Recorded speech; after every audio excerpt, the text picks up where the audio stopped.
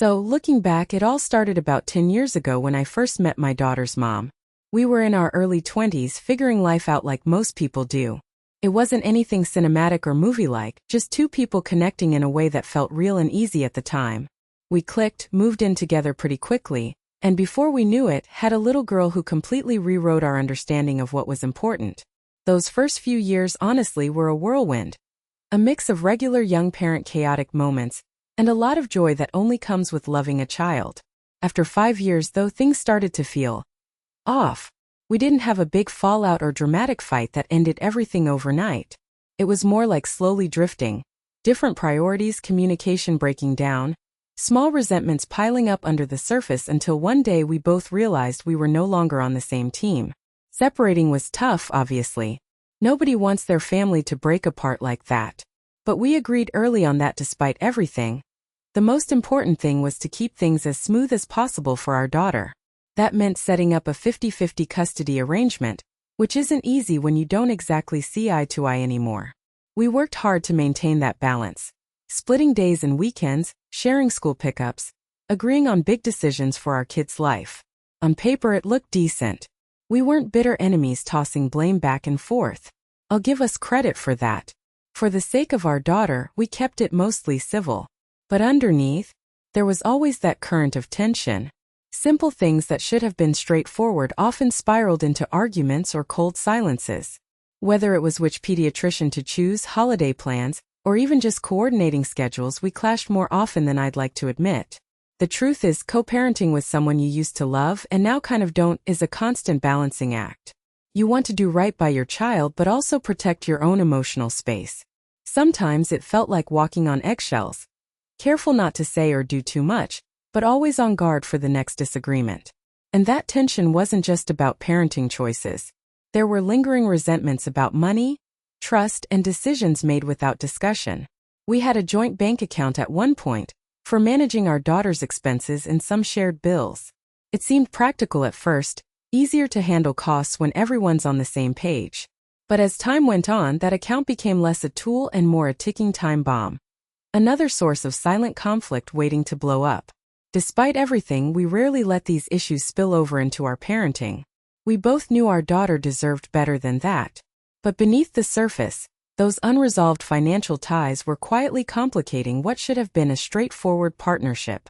And honestly, I didn't fully grasp how much trouble that account could cause until the day I logged in and realized something had gone horribly wrong.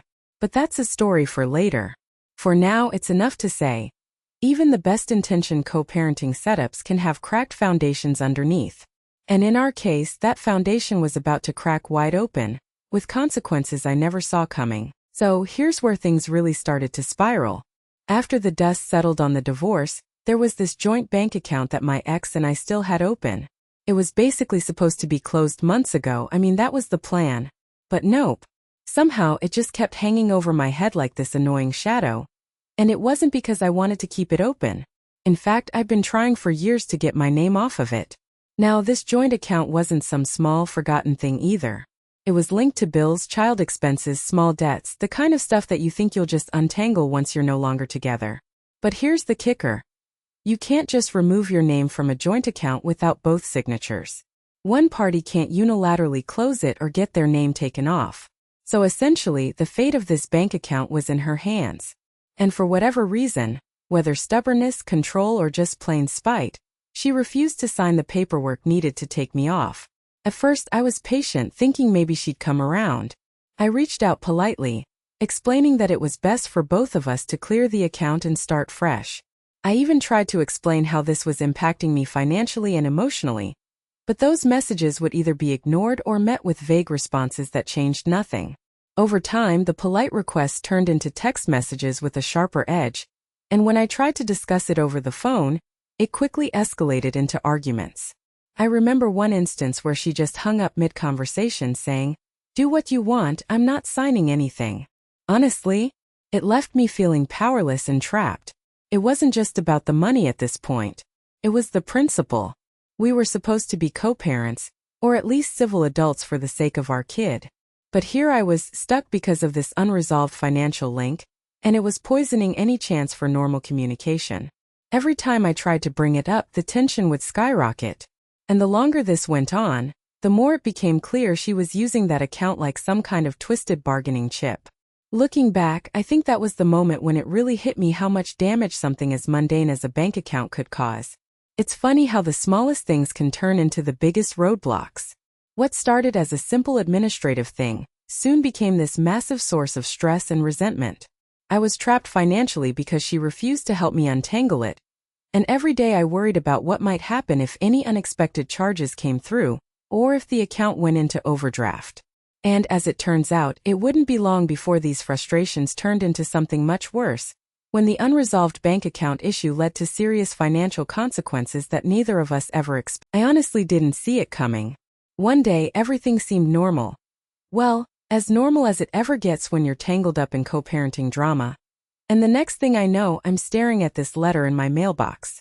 It was a collections notice, and right there, smack in the middle, was my name. Not hers, mine. They were chasing me for overdue debt. A little over $300. It didn't make sense. I mean, my credit history has been clean for years.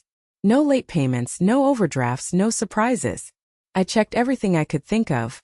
And yeah, the number on that notice matched the overdraft amount on the joint bank account she and I share. Here's the kicker. My ex had quit her job a few weeks earlier. No heads up, no conversation. She just stopped showing up for work, and then, without warning, started drawing from the joint account like she had a blank check. Apparently, 00 over the limit was where the bank decided enough was enough, and they sold the debt off to collections to get their money back. So, naturally, my first move was to reach out to the bank, figure out exactly what was going on.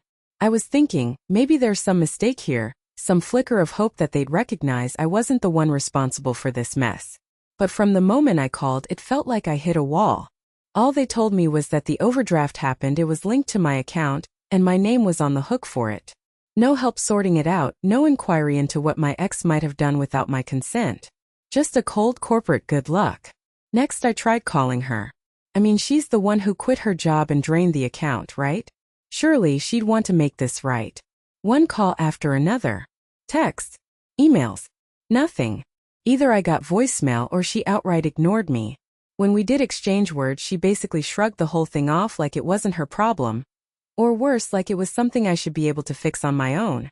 I remember sitting down at the kitchen table, this letter in my hand, feeling completely overwhelmed.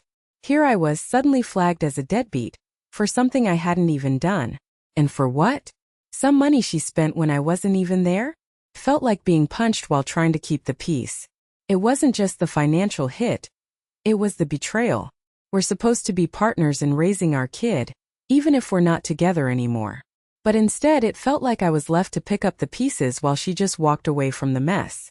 I thought about disputing the collections with the credit bureau, but how do you prove your innocence when your name is linked to a joint account?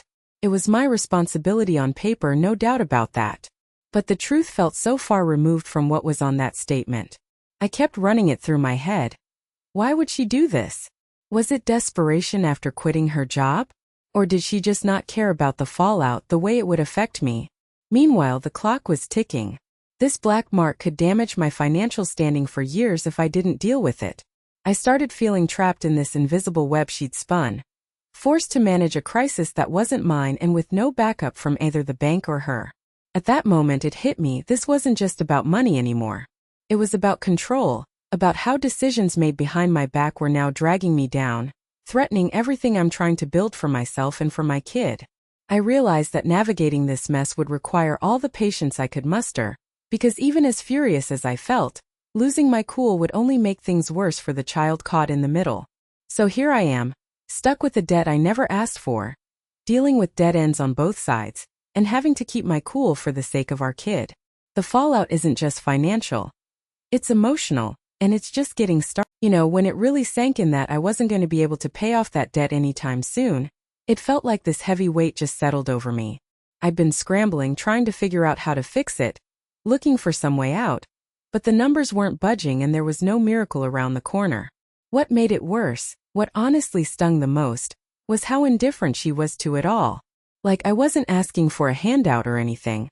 I just needed some understanding, some acknowledgement that this wasn't just a simple hiccup. But no, to her it was just another thing I was supposed to handle on my own. That coldness hit harder than the debt itself. At first, I felt this surge of anger. I wanted to lash out, to make her see that decisions like hers have real consequences that don't magically disappear just because it's inconvenient.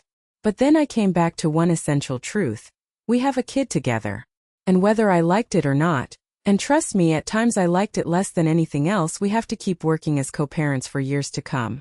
So despite everything, I knew I had to keep my cool. I had to be cordial. Even when it felt like my throat was closing up from frustration, I had to remind myself, this is bigger than your pride.